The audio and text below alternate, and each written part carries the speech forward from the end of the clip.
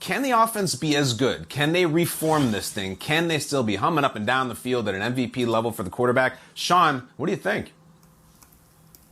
Yeah, I mean, this is the rule of 80-20, right? I don't understand how we can seriously have this conversation when Aaron Rodgers just talked about the offense being focused on Davante Adams. Look, I'm supposed to stand here and tell Packers fans that, yeah, sure, you guys are going to be fine. You're going to be just as good. No big deal. Plug in Christian Watson. There you go. You'll find a way to create that production. No, I don't know. I mean, look, they were calling last season the last dance. So I'm going to use a Bulls reference here. If you took Jordan and Pippen, right? If you took Pippen out of the equation, would Jordan still have all those rings? I think he'd be in the finals, but I don't know. No. I mean, I think that when you look at that relationship and their ability to score points, Pippen and Jordan I'm talking about, it reminds me a lot of Davante Adams and Aaron Rodgers. When you look at the last 5 seasons, what they've done together in the red zone, 50 touchdowns. Look at their numbers compared to every other quarterback and wide receiver combination in the NFL since then, in that same time, since 2016. 50 touchdowns in the red zone? Yeah, I mean, I don't know how you replace all of that, and that's really going to be the question. I think the Green Bay Packers as a team are going to be better, but offensively, I don't see them scoring as many points as they have with Davante Adams until somebody else emerges as that next guy.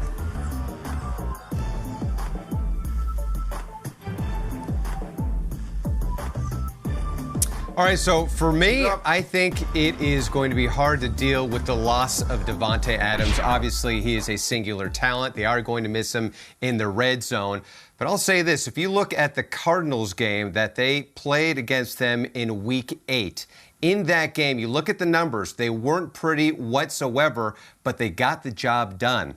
Okay, they got the job done because they were spreading the ball around and they were running the ball. It also helps that they have a really good defense. In fact, it's a top 10 defense. Just look at the numbers. If you don't believe me, they have studs all over that side of the ball. 2 of them in the middle in the form of linebackers in Rashawn Gary and Preston Smith. Okay, those guys, 9+ sacks each. Now look at the defensive rankings here. The numbers, 9th in total yards per game allowed, 10th passing yards per game allowed. And you look at the takeaways in the interceptions. If you're an offense and you have this kind of defense, if they could be opportunistic, you know that they will keep you in games. And oh yeah, they've got a great cornerback in Jair Alexander as well. So they've got the guys on that side of the ball to make an impact, to help out this offense. And Peter, at this point in time, really hard to replace a guy like Davante Adams and his production, but they are going to have to balance things out with getting other guys the ball, running the ball more, and yes, relying on that defense even more. Yeah, it is hard. He's the best wide receiver. It's either him or Cooper Kupp in the league, and maybe Jamar Chase in that conversation, and we could debate that for 3 hours on another off-season show. But, that's really hard to replace. They've won games without Davante Adams, though. And a lot of Packers fans will spot this to me and will send me this statistic when we talk about this loss from their team. Take a look at what the Packers have done without Davante Adams in the last 3 seasons. They're 7-0. They found a way. It's not like they found a way once or twice. They found a way 7 times. Rodgers is really good, and he's really resourceful. And I also think it's important to note that they're getting back one of their best players. David Bakhtiari might be the best left tackle in all of football. Take a look at what he did last year. He missed 17 games. He only played in 1. Hey, they're getting him back healthy. They are also going to get 2 really, really talented first-round picks on defense added to that unit that you were just talking about, Will.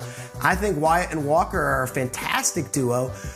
You look at what Joe Barry's defense did last year. You showed the numbers, Will. They carried the load in a lot of ways. In big moments, they're going to have to do even more. But Walker and Wyatt are both going to play a role in year 1 for them. And my last point is just you don't need Christian Watson or Romeo Doubs to be Davante Adams. You don't. You've got to be able to adjust, and you got to be able to use that offense in a way that maybe we do rely on the run game, and it is A.J. Dillon, and it's Aaron Jones, and maybe it's a lot more Robert Tonyan. LaFleur's a really, really savvy head coach. Stefanovic is a first-year offensive coordinator, but is a really, really smart offensive line guy. And I think Joe Barry's one of the best defensive coordinators in the league. You put that all together with arguably the most talented quarterback, they're going to find a way, and they'll win games. They might not score as many points. They might not have as many touchdowns from the number one wide receiver, but I think they're going to be just fine. I think they're going to be better than that. I think there has been a naivete on behalf of a lot of fans and a lot of the media who are sitting here saying, well, Davante is gone, so, Aaron Rodgers is going to turn into some sort of dink and dunker and, put up 20 points a game. This is the best quarterback in the league. No, and I appreciate a Last Dance reference. I love the Jordan Pippen stuff. The difference is that you say, well, can Jordan have gotten back to the finals if Pippen left? This Jordan, this Rodgers, won a ring before that Pippen showed up. He won MVPs before Davante Adams was there. Let's stop pretending that Aaron Rodgers is some sort of creation of Davante Adams. Davante Adams was a tourist for a while in the Aaron Rodgers experience. Aaron Rodgers is not because of Davante. Maybe Davante's because of Aaron Rodgers. You think Davante's just going to pick right up with Derek Carr this year? We'll find out. So I'm even going to say, don't be surprised if, in fact, I hate the phrase "don't be surprised." I think Aaron Rodgers will be in the MVP conversation this year. No, I'm doubling back. I think Aaron Rodgers will be in the MVP conversation this year. What are you talking about? You're crazy. I don't think so.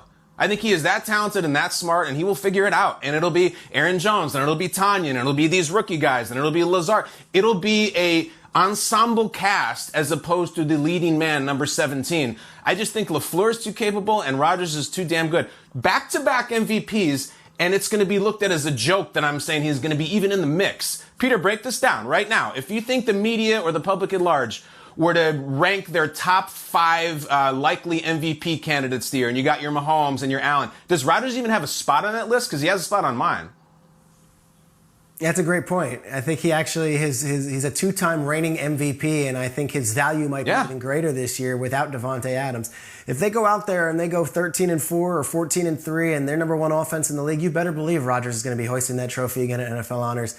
And I think the fact that he's there and the fact that he's present and he's not under a waterfall out in Hawaii with Miles Teller this offseason, I think it goes a long way. Peter, you're right. You know what he's doing? He's throwing passes to Romeo Dubs. And he's throwing passes to Lazard, and he's going to work. They'll be ready. They're always ready. I'm not saying they're going to go 17-0 and he's going to be MVP. Just be careful doubting him. That's all I'm saying, everybody.